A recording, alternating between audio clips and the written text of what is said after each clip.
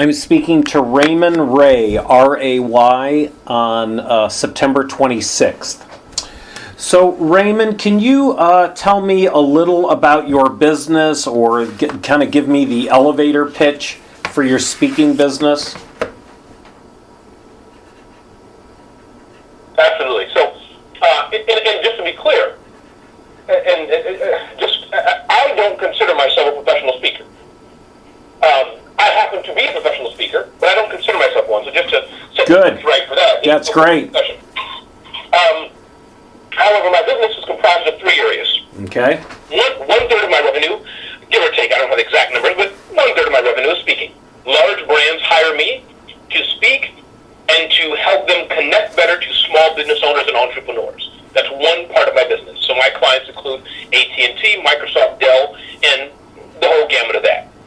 Meaning I'm not your leadership guy. I don't speak on 10 pathways to breathe deeper in yoga or whatever, the traditional things in leadership and psychology and all that. I don't do that. That's one. Point two, another part of my business is I work with these large brands to help them with their content. So meaning the same people I just mentioned, hey Ramon, can you do a Twitter chat? Can you do a webinar? Can you do 50 videos for us, et cetera, et cetera, et cetera.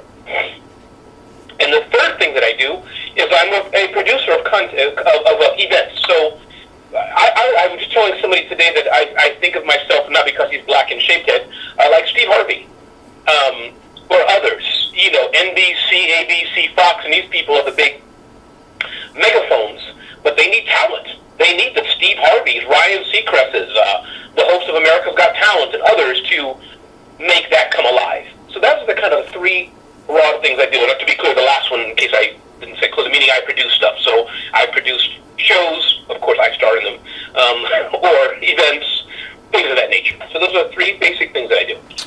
Okay, so some of these questions may or may not pertain to your business, and we'll just kind of play it by ear.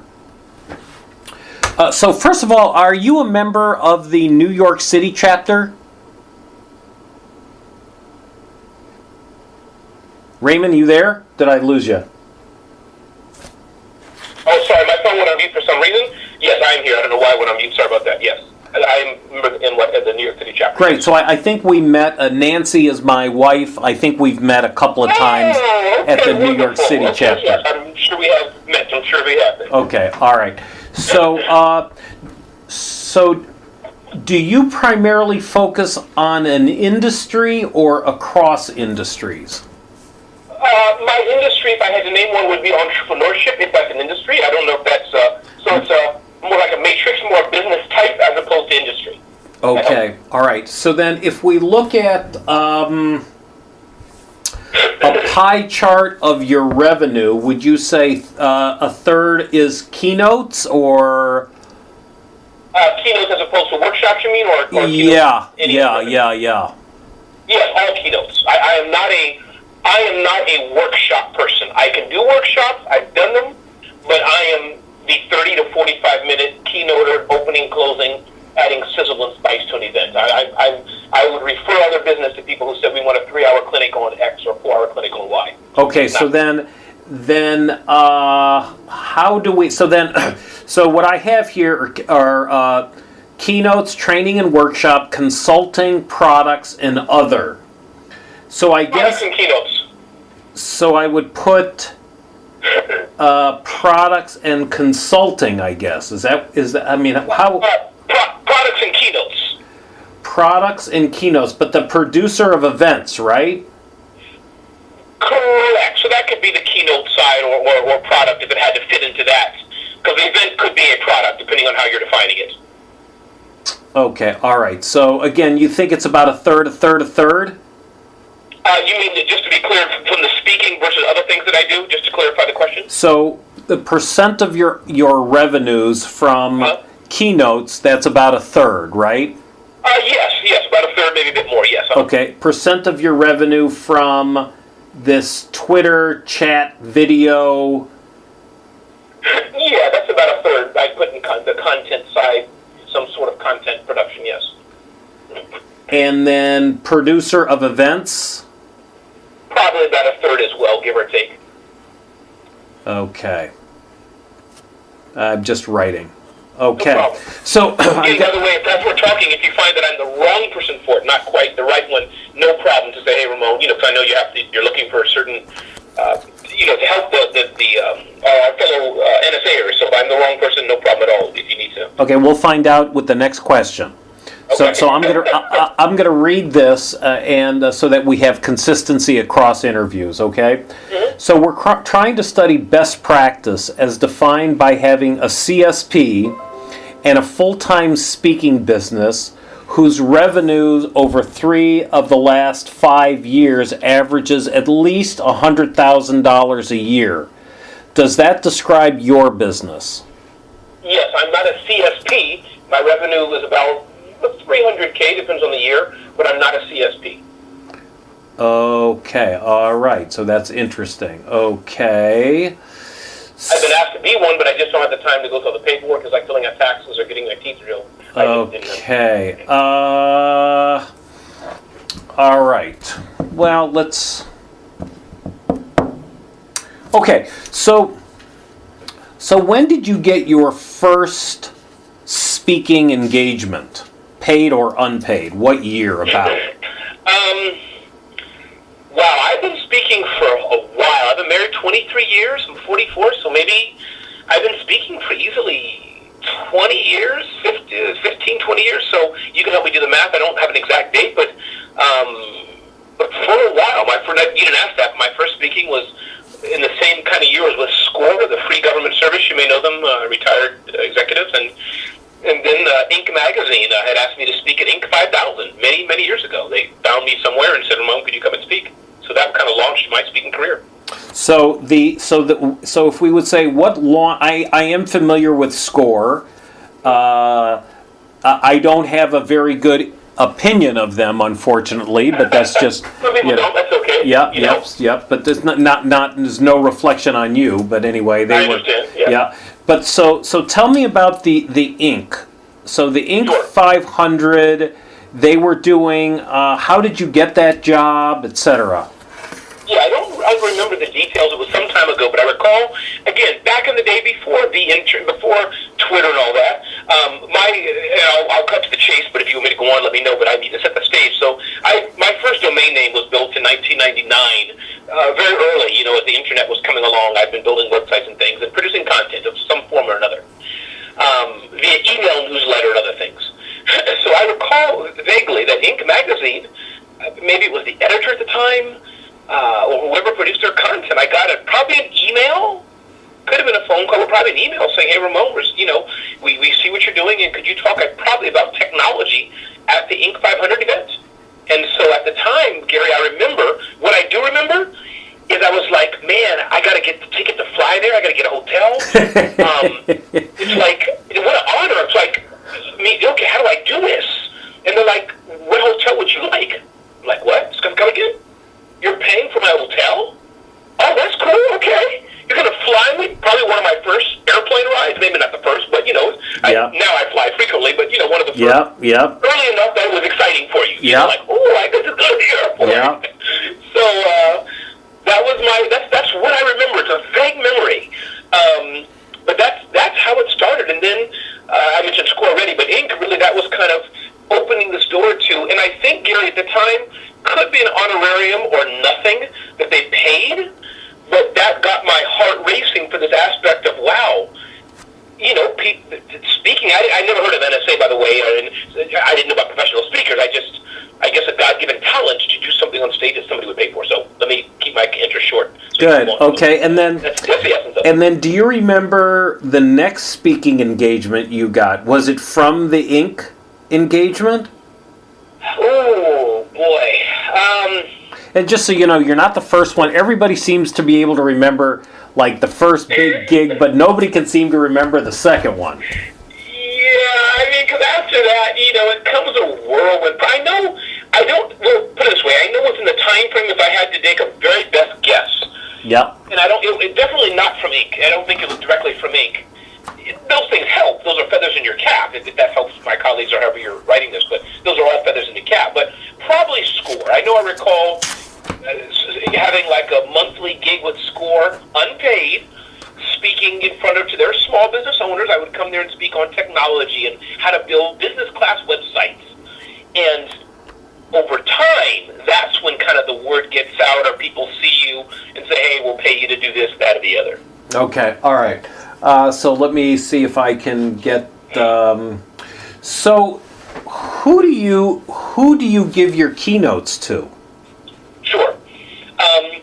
So going to the large brands, I think there's a few key. For example, so just a few. Last month, 2 months ago, I was at the Jim Moran Institute in Florida. You can Google them or whatever. You know, they had a conference with 200, 300 people, and paid me, flew me down to Fort Lauderdale to speak. So there's a conference there. Keynotes at the A.G. Gaston, a conference in Alabama. It was one of the first black millionaires in the whatever that was. So those are the keynotes, and I can go on and on. You know, with and now the other part of it is if it's not a keynote per se, meaning for example, AT&T is a client of mine. They've hired me about 15 times this year to fly around the country speaking at events they sponsor. So that's an expo, if you follow what I'm saying, that AT&T has a speaking role at and has asked me to come and talk. There are no keynotes in the expo, for example. I'm one of 20 speakers, but I am speaking at a room full of about 200 people, if that makes sense what I'm conveying. So it's not an event where it's a keynote role, but I am the only speaker at that time, if that makes sense. So it sounds like you have kind of two flavors of keynotes. One is where somebody sponsors you, and the other is where you speak at the event pays you to speak. Is that right? That is correct. You're exactly right, Gary, and you're very intuitive. Thank you for helping me say that better. So yes, either exactly. Where a brand will pay me a check, Raymon, we're doing something, we need a great speaker, go fly and do this and represent us and make us look good. Or the event themselves, hey Raymon, we're having an event, can you come and speak? Exactly right, yes. Thank you. I didn't even realize that. So the AT&T-like events, what are those events? Often, so AT&T, Dell, and these brands where I do a lot of my speaking, they're out to reach small business owners and entrepreneurs. Right, understandable, yep. Because they spend millions and millions of dollars on advertising, billions. So we are into the brands. But when it comes for their channel marketing, whatever you want to call it, Dell, for example, Dell's a client of mine. They're going to be sponsoring South by Southwest, paying $300,000 maybe, Gary? $200,000, whatever it costs for a big South by Southwest sponsorship. Yeah. Trust me, they're going to pay $5,000, $10,000, $15,000 for a speaker to speak at South by Southwest. So that's where I fit in on those kind of brands. When they're at events, they're thinking, okay, we don't want our executive to speak. That's going to be too boring. Let's invest and get some pizzazz and humor and et cetera, et cetera. So I'm not familiar. I've heard of South by Southwest, but I'm not real familiar with them. Okay. That's a conference, I'm assuming, and what is that a computer conference? Right, sure. So South by Southwest is a big festival in Austin, Texas, with whatever would fill up a whole downtown of Austin, like 100,000 people. It's insane. Imagine a big technical Woodstock. So it's largely tech, but tech, film, digital, etc. So Dell will pay them a lot of money. They'll get a customized house, so literally like they'll redo a restaurant or a house and have 3 days of stuff happening inside there. And I will be one of the featured people that Dell will bring to add to their content repertoire. Okay, and what would be another a sponsored event like an AT&T or a Dell that you would be speaking at? Sure. So another one I've done work, for example, at the New York Business Expo, for example. You may know that's a local event here in New York at Jacob Javits Center. I've worked with brands to represent them at that event. Another one could be Small Business Week. I work with brands as well that are hosting events related to Small Business Week to speak or host as well events that they're doing. So those are flavor events. South by Southwest, Small Business Expo, other types of entrepreneurial small business focused events. And so when you go, you will speak on what? I have about can speak up about. I'm sorry, what did you say? What? 8 to 9, about 8 to 9 standard topics. And what are those topics?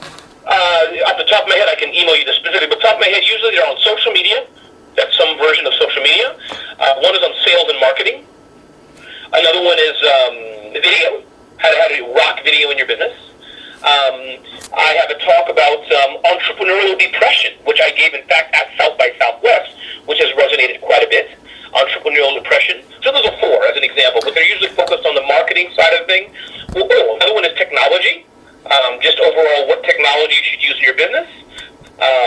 Things of that nature. Okay, and then, so when you go up, you don't wear an AT&T shirt. I mean, what? No. So what does AT&T get out of it? They get. I mean, do you plug AT&T? I mean. Sure. So for these things, similar, again, I work with American Express as well. And I hope I'm not deviating too much, but it's best. No, it's good. To help you, help me, So, exactly. So I went to an event with American Express. And I'm like, I'm an American Express member. Should I hold up my card and say, hey, thanks to American Express for having me here. Look at my card. Something fun like that. Like, no, don't. Just be Ramon. So to answer your question around about AT&T, what these brands, Gary, where I fit in, and hopefully it helps other members, where I fit in is they already are doing the ads. People already know the brand names. They don't need me to say, pay 99 cents for your iPhone X. They can do that better than I can. They want people to feel good about them. They want people to smile and laugh and say, oh, AT&T brought Ramon, this shaved head funny guy here. Or whatever, or not funny, whatever they want to say. That's where I believe, Gary, that I fit in. Black Bear's been my client on tours. GoToMeeting has been my client.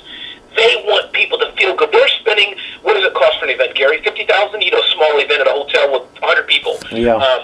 Microsoft, Lenovo, they're spending $100,000, say $150,000, $200,000 for some stale shrimp, bread, and video cameras. Trust me, my rate is $10,000. They're gonna pay $10,000 or talk me down to $5,000, or I can get a bit more to pay me to come and do my 45-minute quote-unquote song and dance. I don't say it in a bad way, but Yeah, so you're kind of the sizzle.